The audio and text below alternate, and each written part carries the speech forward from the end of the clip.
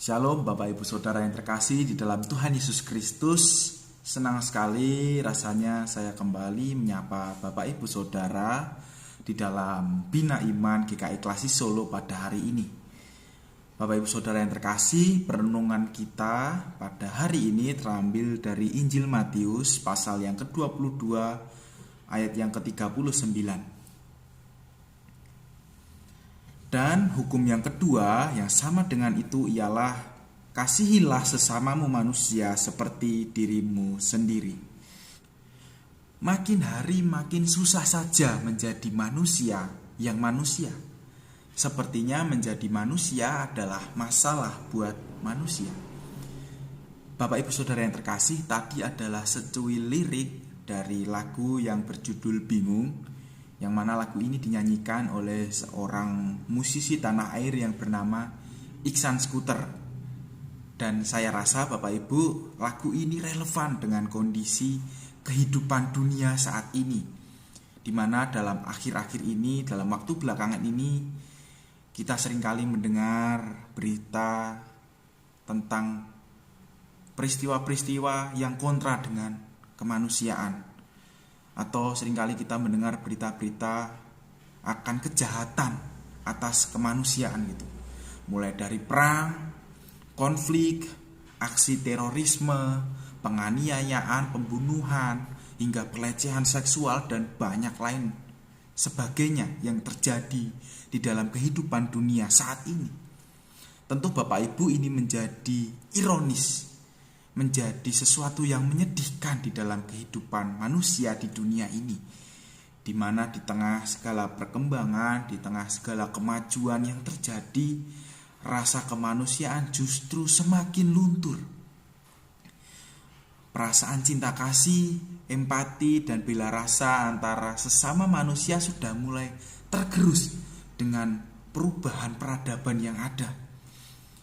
Kita dapat menemukan bahwa di masa sekarang ini banyak sekali manusia yang menjadi apatis, menjadi egois, hanya mementingkan dirinya sendiri dan melupakan keberadaan sesama manusia lain di sekitar manusia, di sekitar kita.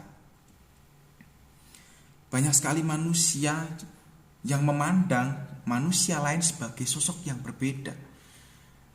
Apalagi ada perbedaan yang sangat jelas gitu, mulai dari suku, ras, agama, status sosial.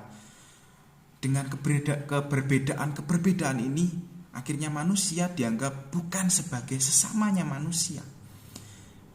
Bapak Ibu Saudara, dari hal-hal semacam ini justru menjadi cikal bakal lahirnya kejahatan atas kemanusiaan.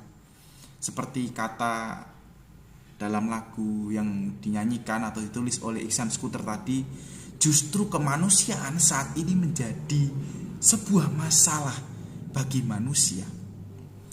Yang menjadi pertanyaan Bapak Ibu Saudara, apakah hal semacam ini juga terjadi di dalam kehidupan kita sebagai pengikut Kristus, sebagai orang Kristen? Apakah kita juga bersikap apatis, tidak peduli dengan kehadiran sesama kita? Apakah kita juga bersikap egois, hanya mementingkan diri kita sendiri? Kita lupa dengan sesama kita, kita lupa dengan kehidupan, dengan kehadiran orang-orang lain, manusia-manusia lain yang berada di sekitar kita. Apakah kita juga masih membeda-bedakan? Kita masih mengkotak-kotakkan manusia lainnya berdasarkan standar yang ada, berdasarkan perbedaan-perbedaan yang ada, mulai dari suku, ras, agama, status sosial, status ekonomi, gender, dan lain sebagainya. Apakah ini masih terjadi di dalam kehidupan kita sebagai orang beriman? Di dalam bacaan kita tadi Bapak Ibu, kita diingatkan oleh Tuhan Yesus, kasihilah sesamamu manusia seperti dirimu sendiri. Bahwasanya sebagai orang beriman, sebagai orang Kristen, mengasihi sesama manusia adalah hal yang harus kita lakukan, hal yang wajib untuk kita lakukan di dalam kehidupan kita sehari-hari.